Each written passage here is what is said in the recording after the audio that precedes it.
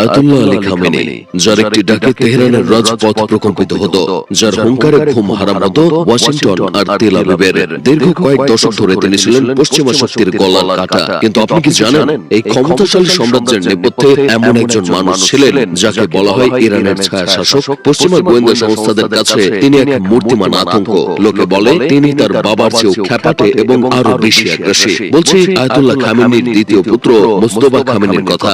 Mostafa Khamenei কোনোদিন জনসম্মুখে এসে বড় কোনো ভাষণ দেন নাই। ক্যামেরার সামনে তাকে খুব বেশি একটা দেখাও যায় না। কিন্তু এই নিভৃতচারী মানুষটির একটি ইশারায় নিয়ন্ত্রিত হয় ইরানের সবচেয়ে শক্তিশালী এবং এলিট বাহিনী রেভলিউশনারি গার্ডস বা আইআরজিসি। পশ্চিমা বিশ্লেষকদের মতে গত এক দশক ধরে ইরানের বড় বড় সব রাজনৈতিক ও সামরিক সিদ্ধান্তের পেছনে কলকাঠি নেড়েছেন এই নিভৃতচারী মানুষটি। তিনি এমন এক জাদুকরী কৌশলে ক্ষমতায় উঠেছিলেন যা ভেদ করা মোসাদ বা সিআইএ এর মতো বাঘা বাঘা সংস্থাগুলোর জন্য প্রায় অসম্ভব হয়ে দাঁড়ায়। তাকে কেন খ্যাপাটে বলা হয়, এর উত্তর লুকিয়ে আছে তার কট্টরপন্থী এবং অসমহীন নীতিতে। আয়াতুল্লাহ খামেনি অনেক সময় আন্তর্জাতিক চাপের মুখে কূটনৈতিক আলোচনার কিছুটা সুযোগ রাখতেন, কিন্তু মোস্তফা বিশ্বাস করেন কেবল শক্তিতে। তার দর্শনে শত্রুর সাথে কোনো টেবিল বৈঠক নয়, বরং ময়দানেই হবে চূড়ান্ত ফয়সালা। পশ্চিমা গোয়েন্দাদের দাবি ইরানের পারমাণবিক কর্মসূচিকে বর্তমান উচ্চতায় নিয়ে যাওয়া এবং মধ্যপ্রাচ্য জুড়ে ইরানের প্রক্সি যুদ্ধের নেটওয়ার্ক বিস্তারে মোস্তফার ভূমিকা ছিল সবচাইতে ভয়ঙ্কর। তিনি ইরানকে মানচিত্র থেকে মুছে ফেলার তত্ত্বে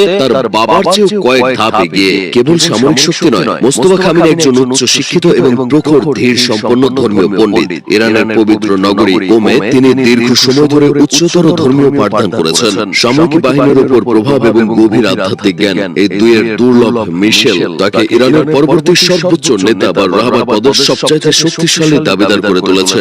যদিও ইরানের সংবিধানে সরাসরি উত্তরাধিকারের কোনো নিয়ম নেই, কিন্তু ইরানের নীতি নির্ধারক সংস্থাগুলোর উপর মোস্তফার যে নিয়ন্ত্রণ, তাতে তার সিংহাসনে বসা এখন সময়ের ব্যাপার মাত্র।